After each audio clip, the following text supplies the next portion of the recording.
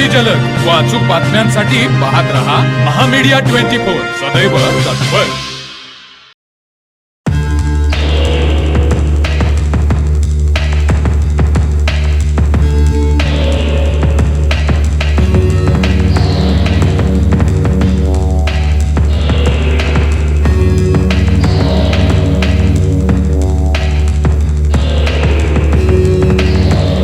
शिरोली पुलाची तालुका हातकणंगले येथील माळवाडी परिसरात शुक्रवारी रात्री पार्किंगमधून गाडी काढण्याच्या क्षुल्लक वादातून एका चिकन व्यावसायिकाने थेट लोखंडी सत्तूरसारखे हत्यार फेकून मारल्याची धक्कादायक घटना घडली।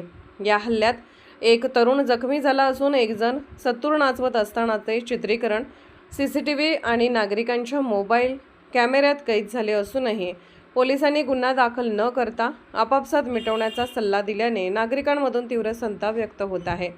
मिळालेल्या माहितीनुसार शुक्रवारी रात्री 8 वाजण्याच्या सुमारास माळवाडी परिसरात गाडी पार्किंगमधून काढत असताना शेजारी लावलेल्या दुचाकीला किरकोळ धक्का लागला। यावरून दुचाकी चालक, दुचाकी मालक आणि संबंधित तरुणामध्ये जोरदार वाद झाला। वाद इतका विकोपाला गेला की दुचाकीवाल्या स्थानिक चिकन व्यावसायिकाने आपल्या हातातील धारदार सत्तूरसारख्या लोखंडी हत्यार पळून जाणाऱ्या तरुणाच्या दिशेने फेकून मारला। तो तरुण प्रसंगावधान राखून बाजूला झाल्याने थोडक्यात बचावला, मात्र हत्यार लागल्याने एक जण जखमी झाला। घटना घडल्यानंतर परिसरात काही काळ भीतीचे वातावरण निर्माण झाले होते। या गंभीर घटनेनंतर नागरिक आणि पीडित तरुण शिरोली पोलीस ठाण्यात गुन्हा दाखल करण्यासाठी गेले होते। सीसीटीव्ही फुटेज आणि प्रत्यक्षदर्शी पुरावे समोर असताना पोलिसांनी दोन्ही बाजूवर गुन्हे दाखल करणे अपेक्षित होते, मात्र पोलिसांनी गुन्हा दाखल करण्याऐवजी दोन्ही गटांना रात्री उशिरापर्यंत ताटकळत ठेवून आपापसात तडजोड करण्याचा सल्ला दिला।